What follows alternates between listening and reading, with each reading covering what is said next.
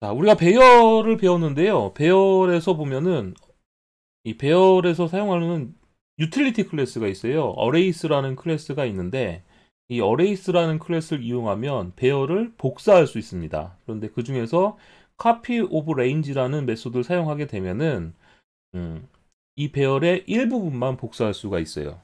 그래서 어레이 15 예제를 직접 좀 더 코드를 작성하면서 보여드리도록 하겠습니다.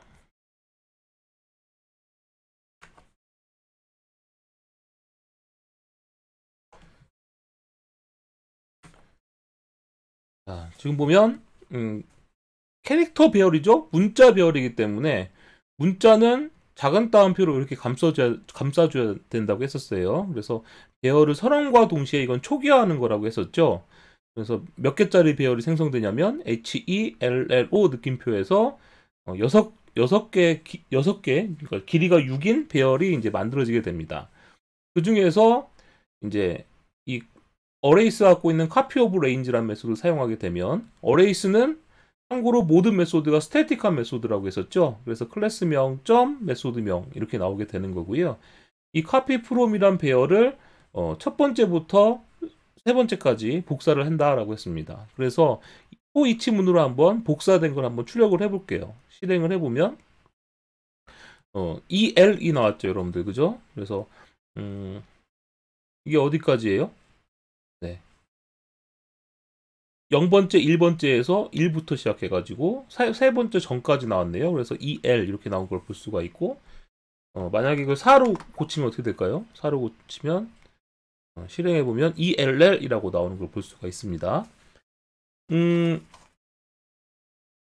참고로 지금 보면 어레이스 클래스 앞에 패키지명을 이렇게 직접 적었죠. 이렇게 적으면 매번 불편하니까 이때는 어떻게 주시면 좋으냐면 임포트 문장을 직접 적어주는 게 좋습니다. 임포트 java util.arrays 이렇게 적어주시게 되면 어레이스 클래스를 사용할 수가 있게 되는 거죠. 임포트 문장이 빠지게 되면 자바 여러분들이 컴파일 하거나 실행할 때 이 어레이스 클래스가 어디에 있는 클래스인지 찾을 수가 없어요. 네, 그래서 이렇게 임포트 해주셔야 됩니다. 자동 임포트 기능도 있죠. 자, 자동 임포트 기능은 맥 같은 경우에는 옵션 키랑 엔터 눌러주시면 자동 임포트가 됩니다. 임포트를 하지 않아도 쓸 수 있는 클래스들이 있어요. 자, 임포트를 하지 않고 쓸 수 있는 클래스로는 시스템 클래스라든지 스트링 클래스 이런 것들은 임포트하지 않아도 되는 클래스인데 참고로 자바 랭 패키지의 클래스는 임포트를 하지 않아도 사용 가능합니다.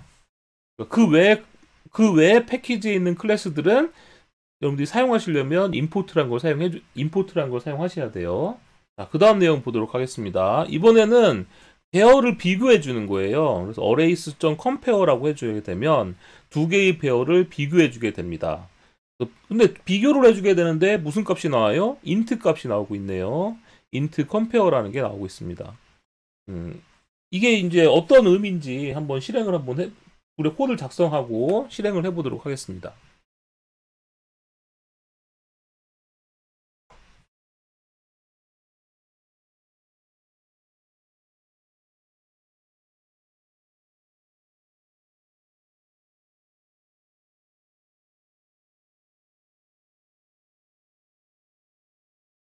뭔가 복사가 안 되네요. 네, 다시 복사했어요. 자, 지금 보면 array 1, array 2 배열이 있고요.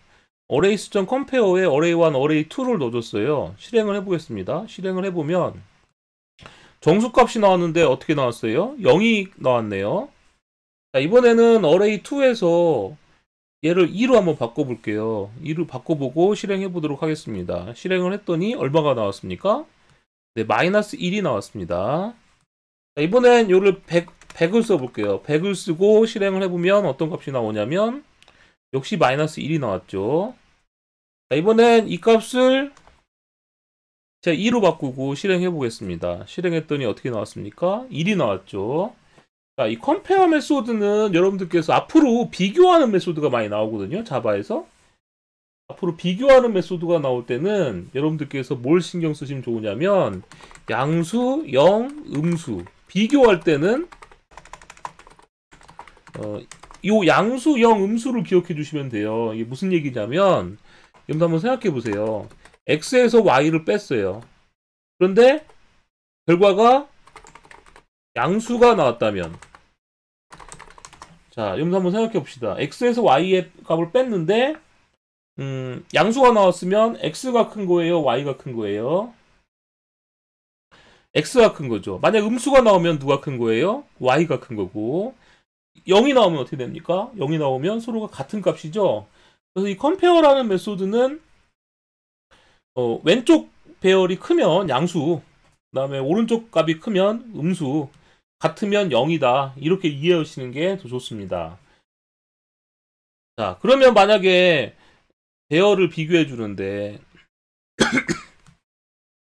이렇게 되면 어떻게 될까요? 아까처럼 1, 2, 3, 4, 5라고 해주고 1, 2, 3, 4, 6이라고 해주도록 하겠습니다. 실행해보면 마이너스 1이 나왔죠. 이쪽이 좀 더 큰 값을 갖고 있기 때문에 어레이2가 크다고 보는 겁니다.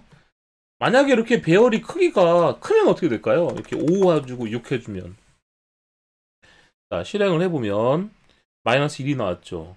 배열이 원소의 개수가 많은 쪽이 큰 걸로 알 수가 있습니다. 죄송합니다. 자, 이렇게 배열을 비교할 때 컴페어라는 메소드를 사용한다. 어레이스 클래스 갖고 있는 컴페어를 사용한다. 이 정도 이해하시면 될 것 같습니다. 자, 이번에는 sort라는 메소드예요. 자, 인티저 배열해주고 어레이 5, 4, 3, 1, 2라고 적었습니다. 그 다음에 sort를 해줬어요. 그랬더니 어떻게 된 겁니까? 정렬이 되나봐요. 실제 예제를 작성해서 한번 보여드리도록 하겠습니다. 자, 인티저 배열 어레이 5, 4, 3, 1, 2라고 되어 있고요. 어레이스.sort 해줬죠? 그 다음에 sort된 배열을 하나씩 꺼내는 거죠. 전체를 다 꺼내서 출력을 하는 코드입니다. 실행을 해보면 1, 2, 3, 4, 5라고 정렬이 돼서 나오는 걸 볼 수가 있습니다. 네. 그런데 요게 그 다음 내용은 이제 sort가 아니라 바이너리 서치와 관련된 메소드인데요. 일단 이것부터 설명을 드리고 다음 내용부터 설명을 드릴게요. 자, 어레이 18에서는 바이너리 서치라는 게 나옵니다. 이건 뭐냐? 직접 예제를 작성해서 보여드릴게요.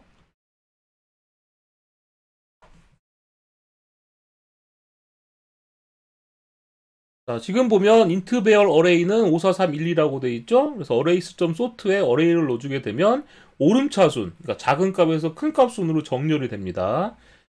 이 어레이 자체가 정렬이 되는 거예요. 리턴해 주는 게 아니라 지금 이 sort에다 넣어준 이 배열 자체가 이제 정렬이 되는 거고요. 어레이스.바이너리 서치라고 되어 있어요. 이 바이너리 서치 한 다음에 어레이에서 4를 찾아라라고 되어 있습니다. 그러면 왜 바이너리 서치를 하기 전에 정렬부터 하냐? 바이너리 서치는 정렬된 배열에서부터 검색해 주는 거예요. 근데 어떻게 검색을 해주죠? 바이너리 서치가 뭐예요? 여러분들 이런 문제 아마 많이 들었을 거예요. 1부터 100 사이에 값 중에서 하나 랜덤하게 한번 숫자를 생각하고, 그 다음에 생각한 숫자, 뭐 x라는 숫자를 하나 생각을 하는 거예요. 생각하자. 그 다음에 이제 친구한테 이제 물어보는 거죠. 야, 난 x라는 숫자를 어떤 숫자를 생각했는데 그걸 맞춰봐. 그래서 친구가 뭐 20이라고 해주면 그것보단 커. 그 다음에 이제 만약에 50 하면 그것보단 작아. 이런 식으로 해서 그 숫자를 몇 번째 맞추느냐, 이런 거 여러분들 게임 같은 거 하신 적 있으실 거예요. 자, 이런 거 게임을 할 때 가장 평균적으로 빨리 찾을 수 있는 방법은 바이너리 서치라고 하죠. 1에서 100 중에서 사람이 생각한 숫자가 있으면 가장 먼저 1과 100의 가운데 숫자 50을 찾는 거고요.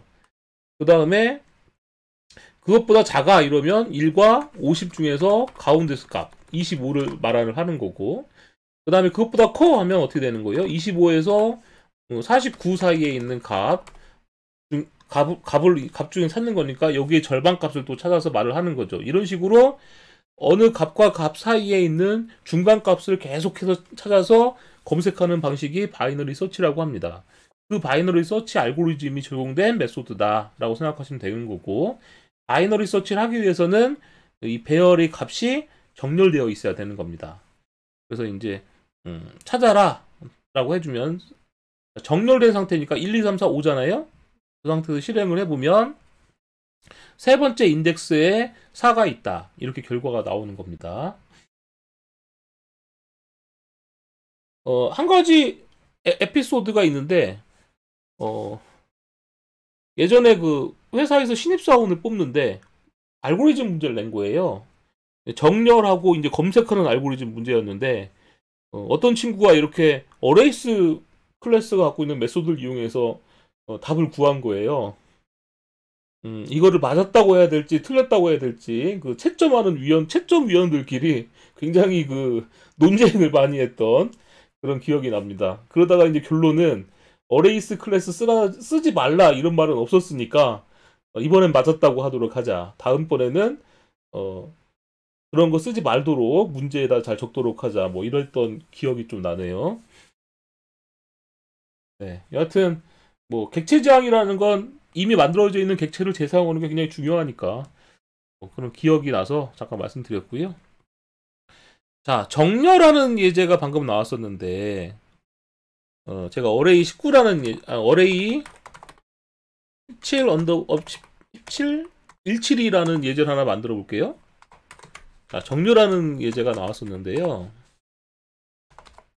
제가 클래스 온 다음에 아이템이라는 클래스를 하나 만들어 볼게요. 그 다음에 얘가 private string name, 그 다음에 private integer price 라는 두 가지 메소드를 갖도록 해주고 getter setter 메소드를 이렇게 만들어 주도록 하겠습니다. 그러면 이제 name과 price를 get하고 set하는 메소드가 만들어진 거고요.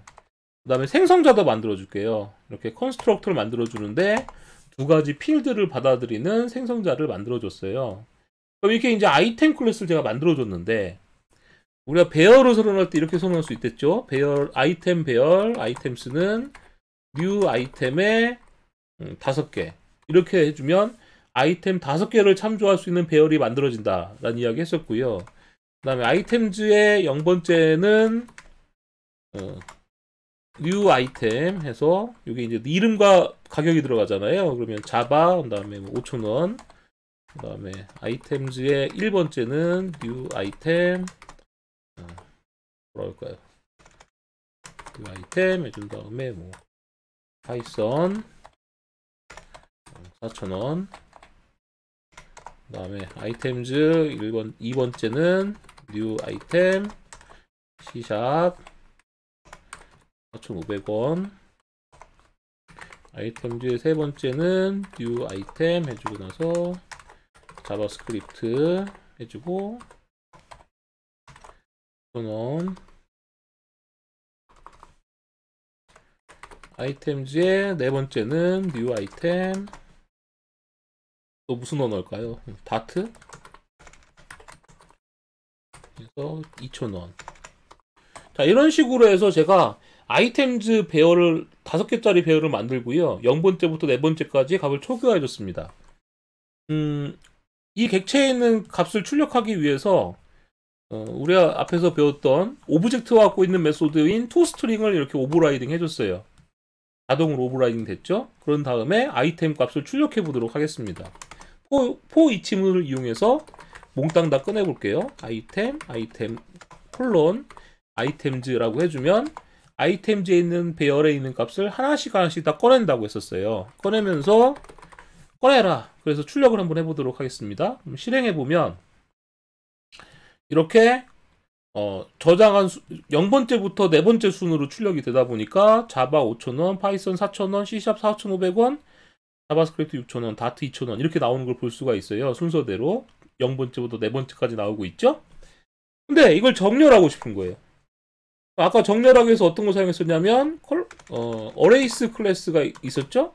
자바 유틸 패키지에 있는 어레이스 sort 한 다음에 sort라는 메소드를 보니까 파라미터로 뭐가 오냐면 인트 배열, 롱 배열, 쇼트 배열, 캐릭터 배열, 바이트 배열, 플로트 배열, 더블 배열도 들어오는데 이 중에서는 누가 들어옵니까? 이 중에서는 오브젝트 배열이 들어오는 걸 알 수가 있어요. 아, 그럼 오브젝트 배열을 정렬해 준다는 건 무슨 얘기냐? 자, 소트 메소드 중에서 뭐가 있어요? 소트 메소드 중에서 오브젝트 배열을 받는 게 있더라.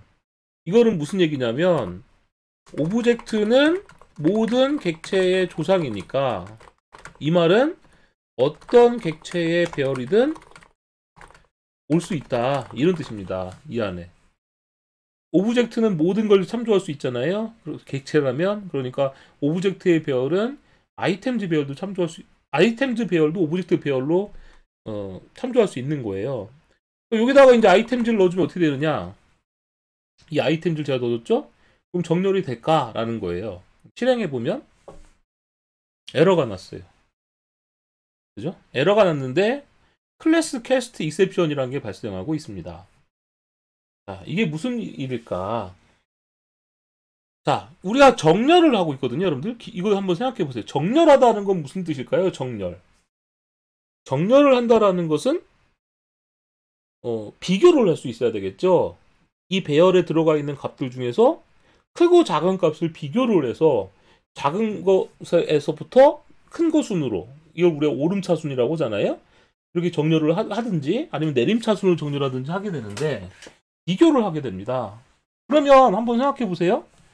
자, 요 아이템 자바 5,000원이랑 파이썬 4,000원 이 두 가지 아이템은 어떤 게 클까요? 자바 5,000원이랑 파이썬 4,000원 둘 중에 어떤 게 클까요? 네, 그렇죠. 기준에 따라 다릅니다. 이름을 기준으로 할 것이냐, 가격을 기준으로 할 것이냐, 기준에 따라 틀려지거든요. 자, 그래서 기준을 정해줄 필요가 있다라는 거예요. 지금 여기 보시면 실행해봤더니 어떤 익셉션이 나왔냐면 클래스 캐스트 익셉션이라고 해서 클래스 아이템은 어떻게 돼 있어요? 컴퍼러블이라는 인터페이스로 캐스팅할 수 없다라고 나와 있죠. 여러분들께서 어떤 객체를 정렬하고 싶으시면 기준을 정해줘야 되는데 그 기준을 정해주려면 자바 랭 패키지에 있는 이 인터페이스를 반드시 구현을 해주셔야 됩니다. 그래서 이 아이템이 임플리먼트에서 이렇게 인터페이스를 구현해줘야지만 되는 거예요. 자, 이 인터페이스는 뭐 하는 거다? 어떤 아이템이 큰지 작은지 기준을 정하는 인터페이스다. 자, 그러면 인터페이스를 구현했으니까 이 인터페이스가 가지고 있는 메소드를 구현해 주셔야 되거든요. 자, 컨트롤 엔터 키를 눌러보면 오버라이드 메소드가 있어요. 그래서 눌러보면 자, 이 인터페이스는 무슨 메소드를 갖고 있냐면 compare to라는 메소드를 갖고 있습니다. 자, compare to라는 메소드를 갖고 있는데 이 compare to는 뭐 해주는 메소드냐면 자, 얘는 파라미터로 들어온 오브젝트와 내 자신을 비교하는 메소드예요. 그런데 지금 우리가 무슨 클래스를 만들었냐면 아이템 클래스를 만들었잖아요. 그래서 그럼 아이템은 누구와 비교하겠어요? 아이템은 아이템끼리만 비교를 해야 되겠죠, 여러분들? 그래서 사실은 이 compare to에는 오브젝트를 받아들이도록 했지만 실제로는 아이템이 들어온다라고 생각하시면 됩니다. 즉 자기 자신과 같은 타입의 객체가 들어온다라고 생각하시면 돼요. 그러면 여기에 들어온 아이템과 내 자신을 비교해 주는 거예요. 그럼 우리는 가격이 이름을 가나다 순으로 한번 정렬해 본다고 생각해 보겠습니다. 이름을 가나다 순으로 정렬한다 이러면 이 들어온 오브젝트가 원래는 아이템이라고 생각해야 되니까 아이템 이는 가로 열고 아이템에서 지금 파라미터로 들어온 파라미터로 들어온 오브젝트를 아이템으로 형변화를 해줘야 되는 거고요. 그럼 지금 들어온 얘와 누구랑 비교해줘요? 자기 자신의 이름과 비교를 해줘야 되는데 이 스트링 클래스도 이렇게 들어가 보면 스트링 클래스도 같은 인터페이스를 구현하고 있는 걸 알 수 있어요. 그죠? 자, 스트링 클래스도 이 인터페이스를 구현하고 있습니다. 그 말은 스트링도 compare to 메소드 갖고 있다는 뜻이에요. 그래서 this.name에 compare to 해주고 나서 지금 들어온 D의 name 이렇게 해주시게 되면 지금 파라메트로 들어온 아이템의 이름과 자기 자신의 이름을 문자열이 갖고 있는 compare to 메소드로 비교하게 됩니다. 그럼 아까 제가 그런 말 했었죠. 비교할 때 어떤 값을 기억하라고 했었어요. 양수, 0, 음수를 기억하라고 했었죠, 여러분들. 그래서 이 앞에 있는 네임 문자열이 가나다 순으로 비교를 하는 거예요. 예를 들면 홍길동이랑 고길동이랑 누가 크냐라고 물어보면 첫 번째 글자부터 비교를 합니다. 첫 번째 글자부터 비교하는데 유니코드 순서대로 비교를 해요. 먼저 나온 게 작은 값, 나중에 나온 게 큰 값입니다. 가나다 순으로 먼저 나오니까 홍이 더 큰 거거든요. 그래서 홍길동이랑 고길동 이름을 비교해보면 홍길동이 더 큰 값입니다. 그러면 자, 만약에 이 현재 아이템이 홍길동이란 값을 갖고 있고 들어온 아이템이 고길동이란 값을 갖고 있다면 양수가 나오겠어요? 음수가 나오겠어요? 자기 자신이 크면 양수, 들어온 값이 크면 음수가 나옵니다. 그래서 이때는 자기 자신의 이름이 홍길동일 때는 양수가 나와요. 자, 이렇게 비교를 해주는 거예요. 그러면 실행해보면 어떻게 되느냐? 자, 실행해보면 이젠 어떻게 나왔습니까? C#.java 영어가 먼저 나오거든요. 그래서 영어부터 알파벳 순으로 나오고 그 다음에 알파벳도 대문자가 먼저 나오기 때문에 유니코드 상에서 대문자부터 나오고 그 다음에 소문자 자바 그 다음에 한글이 가나다 순으로 나오는 걸 알 수가 있습니다. 근데 만약에 가격 순으로 정렬해달라 이러면 어떻게 되겠어요? 자, 이 메소드를 다르게 구현해 줘야 돼요. 가격별로 정렬을 해달라 라고 하면 자기 자신의 가격과 지금 들어온 아이템의 가격을 비교해 주는 거잖아요. 그러니까 D.price를 누구를 빼줘요? D.price 아니라 내 자신의 프라이스에서 지금 들어온 거의 프라이스를 뺀 값을 리턴해 주면 됩니다. 그래서 내 자신의 값이 크면 양수가 나올 테고 지금 받은 값이 크면 음수가 나올 테고 같으면 0이 나오겠죠. 이렇게 오버라이딩을 해주게 되면 실행했을 때 어떻게 되느냐? 자, 실행했을 때 어떻게 됐어요?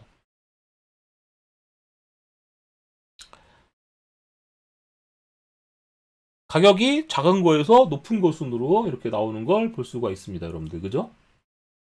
그런데 자, 이번에 이렇게 생각해 볼게요. 이 compare to라는 아이템이 compare to라는 메소드를 오버라이딩 해줌으로써 가격이 낮은 거에서 높은 거 순으로 정렬이 됐거든요. 그죠? 그런데 나는 이 아이템을 이름 순으로 또 정렬하고 싶은 거예요.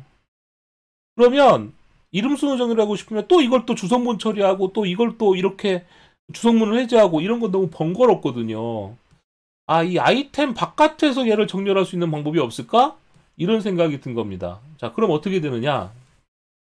이 sort라는 메소드, 어레이스 갖고 있는 sort라는 메소드를 보면 자, 제가 여기서 값을 안 나온 상태에서 커맨드 P를 누르면 이 가로 안에 들어올 수 있는 파라미터 목록이 나오는데요. 자, 그 중에서 여기서 보시면 뭐가 들어오도록 돼 있냐? 오브젝트 배열이 들어오고 두 번째 인자로는 컴퍼레이터라고 불리는 게 들어오도록 돼 있어요. 여기 보이시죠? 자, 이게 무슨 얘기냐?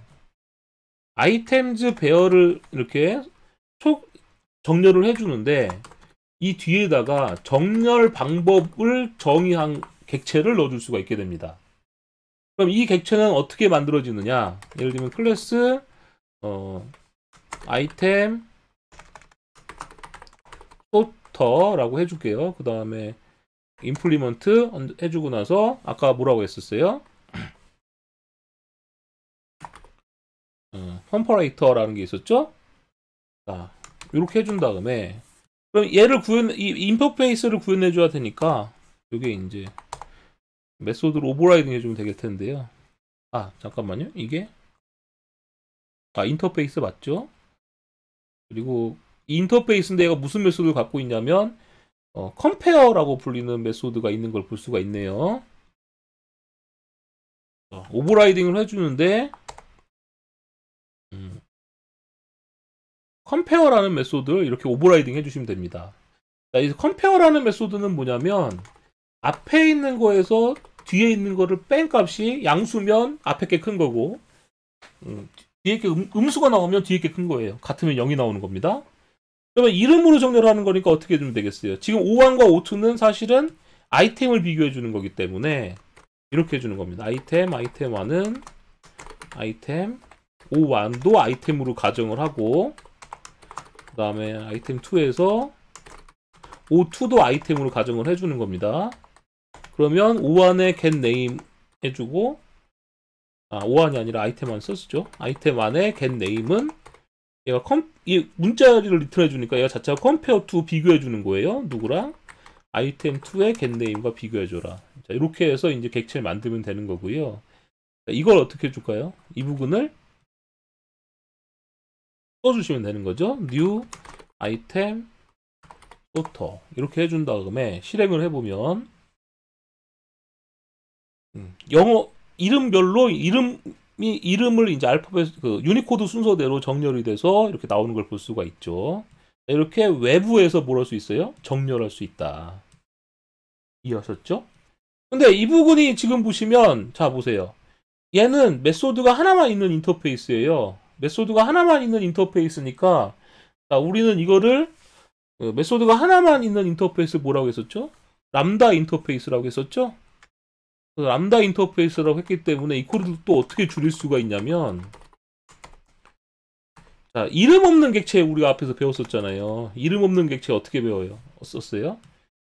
자, 이름 없는 객체를 쓴다면 사실 이렇게도 구현할 수 있어요. 이 부분이 new 한 다음에 인터페이스 가로 열고 가로 닫고 이렇게 해버리면 어떻게 됩니까? 이 인터페이스를 구현하고 있는 객체가 만들어지는데 얘가 갖고 있는 메소드를 이렇게 오버라이딩해서 이름 없는 객체를 넣어준다고 했었죠? 그럼 이렇게 해서 실행을 해보면 이름 없는 객체가 들어가도 어떻게 됩니까? 이름 순서대로 정렬이 되는 걸 알 수가 있죠. 자, 이 상황에서 지금 메소드명 뒤에 이 파라미터가 이렇게 들어오잖아요. 자, 요걸 이렇게 메소드가 하나만 있는 인터페이스를 구현해주고 있을 때에는 이 메소드 파라미터 부분까지 지워주라고 했었고요. 그 다음에 가로 닫고 뒤에 이렇게 뭐 해줍니까? 빼기 오른쪽 꺽쇠 해준다고 했었고 그다음에 중괄호 열고 중괄호 닫고까지가 이제 들어가고 이쪽 클래스가 빠졌으니까 이거 하나 빠지면 이렇게 해주게 되면 람다 표현식이 된다고 했었죠. 실행해 보시면 똑같은 결과가 나오게 됩니다. 자, 이 상태인데 나중에 또 배우겠지만 여러분들 자, 지금 오브젝트 타입이라고 했는데요. 얘 자체가 또 유추하는 기능이 있어요. 자동으로. 그래서 아이템 1이라고만 적어주고 여기다 아이템 2라고만 적어주면 얘가 내부적으로 얘를 아이템으로 인식해버립니다. 그래서 이걸 빼버리고 실행해줘도 결과가 이제 똑같이 나오는 걸 볼 수가 있죠, 여러분들. 그죠? 네. 그 다음에 리턴도 생략을 할 수 있어요. 이렇게 생략이 되고 자, 여기도 생략이 되고 요도 빼지고 이렇게 생략이 되는 거죠. 자, 이렇게 생략이 돼서 실행을 하면 똑같은 결과가 나오죠, 여러분들.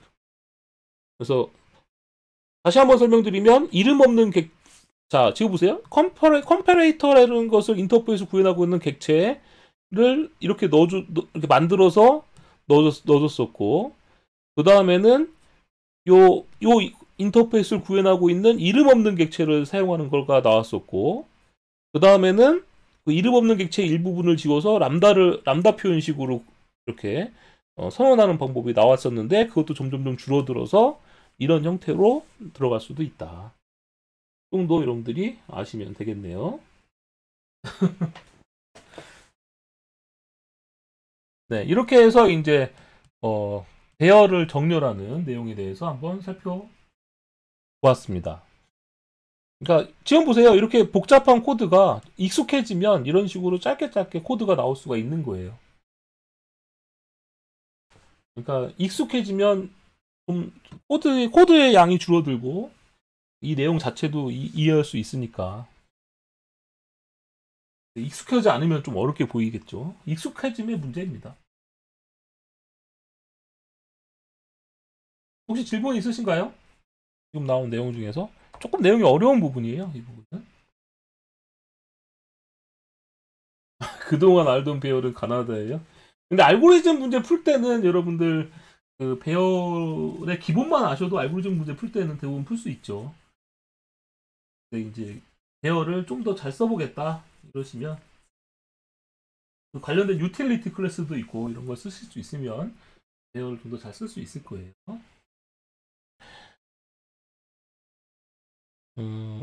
여러분들은 초보자잖아요. 초보자니까 가장 본인이 이해하기 쉬운 코드로 작성하는 게 제일 좋은 것 같아요. 너무 무리하게 이렇게 어떤 방법을 써서 개발하는 것보다는 되도록이면 익숙한 방법을 쓰는 게 좋습니다. 그러면서 조금씩 연구하시면 되지 않을까 싶네요. 자, 이번에는 이제 명령행 아규먼트라는 게 나왔어요. 강좌에서 많이 사용된 배열이 무엇인지 물어본다면 메인 메소드에 들어있는 스트링 배열이었습니다. 자, 무슨 얘기냐면 우리 아까 예제 보면 퍼블릭 스태틱 보이드 메인하고 여기 뭐가 나왔어요? 스트링 배열이 항상 이렇게 있었잖아요. 근데 이 아그스라고 되어 있는 변수를 한 번도 안 써먹었죠. 그런데 메인에는 여하튼 스트링 배열이라는 게 꼬박꼬박 들어왔었습니다. 이게 이제 이 아그스라는 요 변수를 우리 뭐라 말하냐면 명령행 아규먼트라고 말을 하는 거예요. 그래서 명령행 아규먼트의 줄임말로 아그스라는 변수가 들어가 있는 거죠. 메인 메소드는 JVM이 자동으로 실행해 준다고 했었어요. 자, 자바 버추얼 머신이 클래스의 스태틱한 메소드 메인을 자동으로 실행해 준다고 했었는데 그 말은 자바 버추얼 머신이 메인을 실행하면서 이 메소드에다가 이 스트링 배열을 넘겨준다 라는 뜻입니다. 그래서 JVM이 메인 메소드를 실행할 때 스트링 배열을 아규먼트로 넘겨준다 라는 뜻이에요. 직접 예제를 한번 작성해서 보도록 하겠습니다.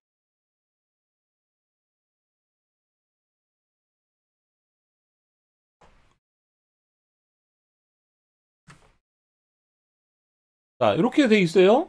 아그스의 랭스가 얼마인지 볼게요. 자, 실행해보면 0이 나왔죠. 이 말은 무슨 얘기예요? 자바 버추얼 머신이 스트링 배열 아그스는 뉴 스트링 배열의 0개짜리 크기 배열을 이렇게 생성해가지고 메인 메소드를 자바 버추얼 머신이 메인 메소드 실행할 때 이런 식으로 실행을 해줬다는 거예요. 이렇게. 그러면 이제 0개짜리 스트링 배열이 넘어온 거죠. 그랬더니 랭스가 0이 됐다. 라는 겁니다. 그러면 이 아그스는 그럼 어떻게 실행하느냐. 자, 여러분들 기억을 해봅시다. 이 소스 컴파일을 할 때 어떻게 해줘요? 자바 C 해주고 나서 이렇게 컴파일 해주잖아요. 실행할 때 어떻게 실행해줍니까? 자바 한 칸 떼고 클래스명이라고 적어주죠? 자, 이럴 때 여기다가 A, B, C, D, E 이렇게 적어주게 되면 자, 자바로 클래스명을 실행하는데 클래스명 뒤에 나오는 얘네들이 뭐냐면 아규먼트스예요. 명령행 아규먼트입니다. 그래서 공백을 기준으로 해서 하나, 둘, 셋, 넷, 다섯 개의 문자열. 그러니까 얘가 하나 문자열, 얘가 문자열이에요. 그래서 여기다 이렇게 적을 수도 있어요. 헬로우 이렇게 적으면 공백을 기준으로 잘라지기 때문에 A, B, C, D, 헬로우라는 문자열 5개의 문자열 배열이 아그스에 들어오게 됩니다. 그러면 인텔리제이에서는 이 배열을 이 아규먼트를 어떻게 넘겨주느냐? 자, 얘가 우리 선택하고 오른쪽 버튼 누르고 런이라는 게 있단 말이에요. 런을 실행해주게 되면 그냥 실행이 되고 0이라고 찍히잖아요. 근데 여기 실행되는 창에 보시면 여기에 우리가 방금 전에 실행했던 클래스명이 이렇게 적혀 있거든요. 이번 empty command line argument exam이라는 예제가 여기 써 있는데 이걸 누르시면 edit configure라는 메뉴가 나옵니다. edit configurations라는 걸 눌러주시면 내가 지금까지 실행했던 클래스들 목록이 쭉 나오는데요. 그 중에서 방금 전에 실행했던 클래스가 맨 마지막에 있죠. 자, 요걸 누르시면 여기 밑에 뭐라고 적혀 있어요. 프로그램 아규먼트라고 적는 부분이 있어요. 여기다가 A, B, C, D, hello 이렇게 적어주고 이제 OK 해준 다음에 다시 실행을 해주시게 되면 숫자 5라고 나오는 걸 볼 수가 있습니다. 자, 그래서 실제로 실행될 때 보면 맨 뒤에 뭐가 붙었어요. 클래스명 뒤에 인텔리제이가 자동으로 이렇게 붙여서 실행해주고 있는 걸 볼 수가 있죠. 네, 이게 바로 뭐다? 프로그램 아규먼트다. 자, 그런데 가끔 이렇게 또 실행하는 경우도 있어요. 자, 지금 보면 자 보세요. 자바라고 실행됐죠? 자바라고 돼 있고 쭉 뒤에 보면 뭐라 써요? 뒤에 보면 여기 클래스명 있잖아요. 클래스명 뒤에 나오는 거는 프로그램 아규먼트인데 요 클래스명과 자바 프로그램 사이에 있는 요 내용들은 자바 버추얼 머신에게 주는 옵션이에요. 여기다가 자바 한 칸 떼고 마이너스 뭐 요게 자바 에이전트 이런 거 들어갔잖아요. 자바 에이전트 콜론 뭐 어떤 설정 이렇게 들어가고 뭐 클래스명 이렇게 돼 있고 그다음에 A, B, C라고 돼 있으면 요 클래스명 뒤에 나오는 얘네들은 프로그램 아규먼트 자바 명령과 클래스명 가운데 있는 거는 요 자바한테 주는 옵션이에요. 그래서 뭔가 메모리 크기를 지정해 준다든지 지금처럼 에이전트를 설정해 준다든지 이런 것들 자바 버추얼 머신 자체에다 주는 옵션들은 요 클래스명과 자바 명령 사이에 들어가게 됩니다. 이거 꼭 기억해 두셔야 돼요. 그 다음 예제 좀 보도록 하겠습니다. 그 다음 예제도 직접 작성을 해볼게요. 이 예제는 뭐냐? 실행을 했는데 이 아규먼트가 랭스가 0이잖아요. 0이면 여기 system.out.println으로 어떻게 됐습니까? 사용법이 출력되고 네, system.exit 0.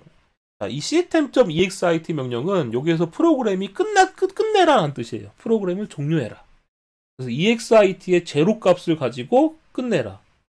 근데 리턴을 그냥 해줘도 돼요. 리턴 세미콜론 해줘도 끝나는데 이렇게 system.exit라는 걸 해줘도 종료가 됩니다. 그리고 나서 얘는 뭐 해주는 거예요? 이 아그스 배열에 있는 값을 하나씩 꺼내서 전체를 다 출력해주는 거죠. 그냥 실행을 해보면 어떻게 되느냐? 자, 이 프로그램 아규먼트를 안 넘겨주니까 이 사용법이 나오고 프로그램이 종료되고 있고요. 그 다음에 얘는 어떻게 됩니까? 자, 얘는 어떻게 되느냐? 제가 자, 에디트 컨피그레이션스 눌러줘서 이걸 선택해줬죠. 아규먼트를 넣어주겠습니다. A, B, hello world. 그럼 네 가지 아규먼트가 전달되는 거예요. OK 눌러주면 OK 눌러주고 실행해보면 자, 지금 어떻게 됐어요? 4개의 값이 A, B, hello world가 출력되는 걸 볼 수 있습니다. 근데 만약에 이 설정에서 이번엔 제가 이거를 hello world 부분을 큰 따옴표로 이렇게 한번 묶어볼게요. 이렇게 A, B 한 칸 떼고 큰 따옴표 hello world 큰 따옴표 닫고 이렇게 설정을 해준 다음에 실행을 해보면 큰 따옴표로 묶인 거는 하나의 문자로 취급되는 걸 알 수 있습니다. 그래서 A, B, hello world 라고 출력되는 걸 볼 수가 있네요. 이해하셨죠? 자, 그러면 여기서 좀 가끔 책들 보면은 이 내용은 잘 설명이 안 나오던데 시스템 EXIT라는 걸 만나면 어떻게 된댔어요? 프로그램이 종료가 된다고 했었잖아요, 여러분들. 그죠? 프로그램이 종료가 된다고 했었습니다. 그런데 이 안에 들어가는 숫자는 뭘 의미하는 걸까요? 프로그램이 종료될 때 들어가는 숫자는 뭘 의미할까요? 이거를 이해하시려면 여러분들께서 그 리눅스 같은 운영체제의 쉘 스크립트 같은 걸 이해하셔야 돼요. 자, 무슨 얘기냐? 자, 여기다 주성문으로 제가 작성을 해드릴게요. 자, 여러분들 우리 자바 헬로우 월드 만들었었잖아요. 그래서 hello.java 파일 만들고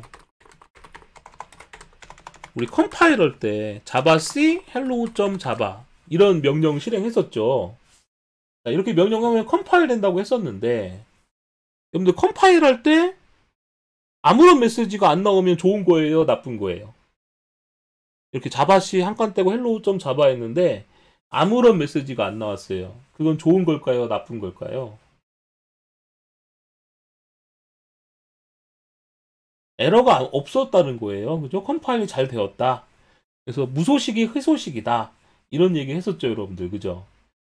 자, 이렇게 무소식이 희소식이라는 건 어느 철학이냐? 리눅스, 유닉스 철학입니다.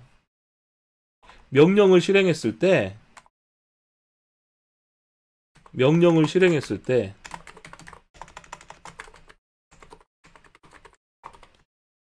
성공하면 아무런 메시지도 출력하지 않는다.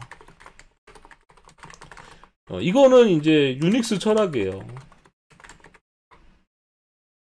자, 이게 왜 유닉스 철학이냐? 유닉스에서는 리눅스도 유닉스의 계열이거든요.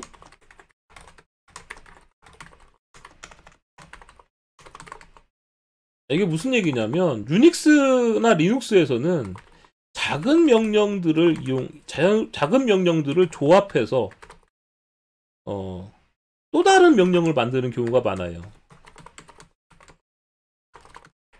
보통 이제 이런 걸 쉘 스크립트 작성이라고 말을 하기도 하는데, 작은 명령들을 조합해 가지고 또 다른 명령을 만든단 말이에요. 근데 내가 예를 들면 몇 가지 명령을 조합했어요.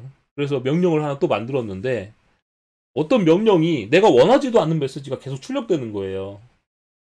그럼 어떻겠어요? 내가 원하지도 않는 메시지가 출력된다면 좀 짜증난단 말이죠. 내가 원하는 메소드만 내가 원하는 그 메시지만 출력하고 싶은데 괜히 뭐 친절하다고 이렇게 어떤 메시지 막 출력하고 있으면 그게 좀 더 짜증나는 거예요. 그래서 성공하면 아무런 메시지를 안 내두는 게 좋은 거고요. 자, 그리고 작은 명령들을 조합한다고 했는데, 그러면 작은 명령들이 실행되고 종료될 때 이게 성공했는지 실패했는지 이게 궁금하단 말이에요. 자, 작은 명령들을 여러분들이 실행했는데 이게 종료했는지 이게 제대로 실행됐는지 아니면 잘못 실행됐는지 궁금하다 이거죠. 그래서 스크립트를 작성할 때 마치 프로그램 언어처럼 조건문 같은 걸 적어요. 이 프로그램이 성공했다면 이렇게 해주고, 이 프로그램이 뭐 잘못 실행됐다면 이렇게 해주고, 이런 조건문을 적어주게 되는데, 그때 사용되는 값이 뭐냐면 이 system exit 뒤에 있는 이 값이에요. 그러니까 내가 만든 프로그램이 종료 코드를 리턴해 주거든요. 그 종료 코드를 가지고 이 프로그램과 프로그램들을 조합해서 만들 때 사용된다. 이렇게 이해하시면 됩니다. 그래서 프로그램 매뉴얼에 이 종료 코드가 뭐다라고 이제 적어서 사용자한테 알려주게 되는 거죠. 참고로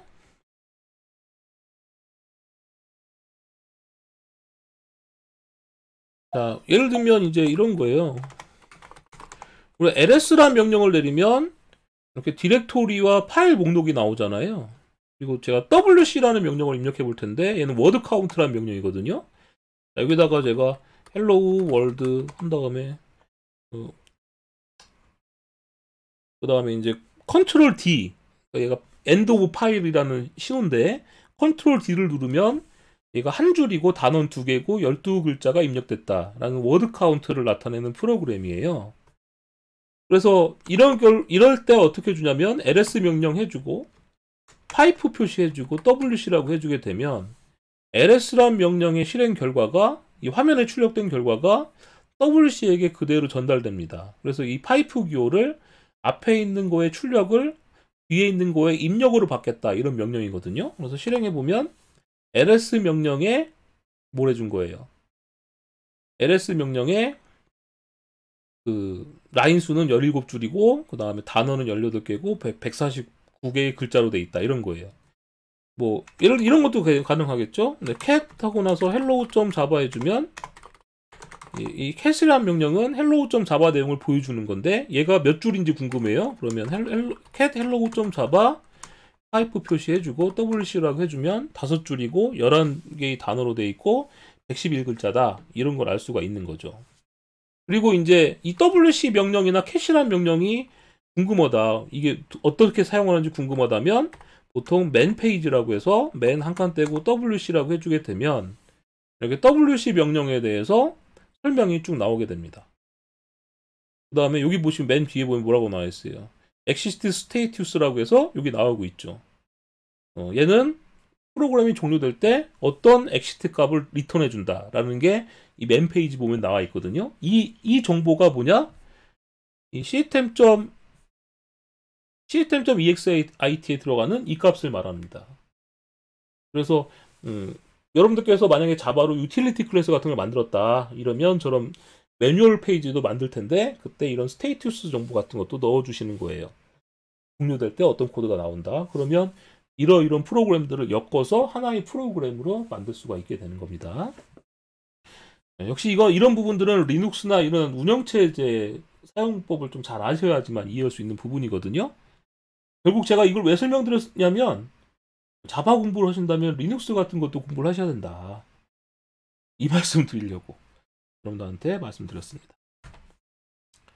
자, 이번에 나오는 거는 배열에서 나오는 건데 제한 없는 아규먼트라는 문법이 있어요. 자, 제한 없는 아규먼트라는 건 뭐냐면 경우에 따라서 메소드 아규먼트를 가변적으로 전달하고 싶은 경우가 있습니다. 우리가 메소드에 보면 가로 열고 가로 닫고 사이에다가 아규먼트를 전달을 해주잖아요. 그런데 어떨 땐 2개 넘겨주고 싶고 어떨 땐 5개 넘겨주고 싶은 거예요. 자, 그럴 땐 어떻게 하느냐? 이때 사용되는 문법을 한번 살펴보도록 하겠습니다. 직접 예제를 통해서 한번 보도록 할게요.